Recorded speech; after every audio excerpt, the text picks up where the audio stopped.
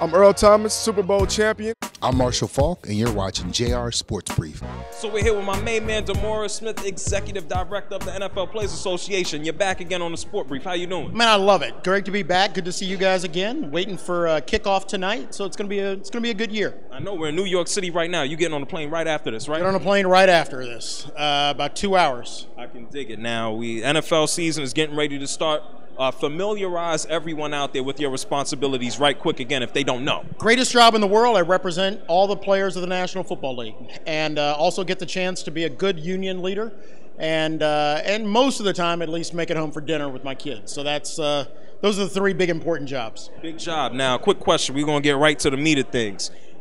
What's up with Mr. Goodell? There's a lot of changes going on in regards to punishments. What are your thoughts and opinions on that? How are you involved in this? Well, we believe that our players deserve due process. As you know, if the time comes when we have to fight for our players' rights, that's a fight that I relish and enjoy when we have to. But I also believe that the best things that we're able to do in football are things that we're able to do both on the player side and on the league side. So it seems to me that if we can come up with a better way of handling drug appeals or other appeals, a better drug policy, growing the pie together, those are things that should be collectively bargained. And in the most case, I can make a pretty good argument that when we do those things, it's best for everybody. How do you think that relates to the owners as well? We just heard about DeMaurice Smith.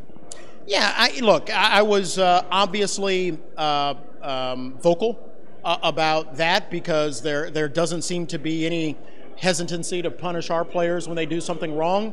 Our players look at the league and the league office to uphold that same integrity.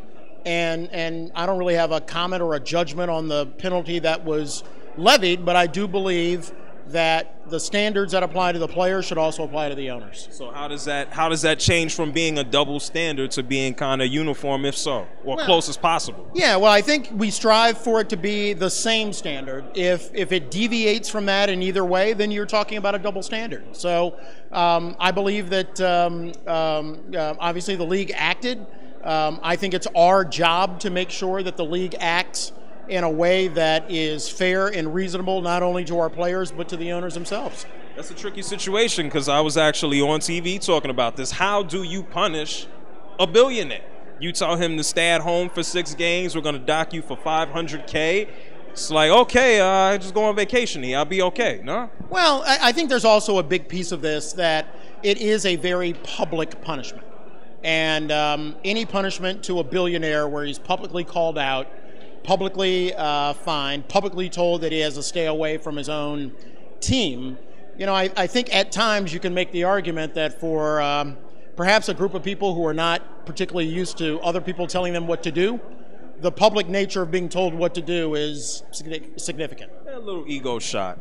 A little bit. I can dig it. DeMaurice, where can people go ahead and find out more information about the Players Association? You're all over the news, though. Well, you know, that's something that nature of the job. But, you know, follow me on Twitter, D. Smith at NFLPA, or our website, NFLplayers.com. I can dig it. It's JR. You're checking out the Sport Brief.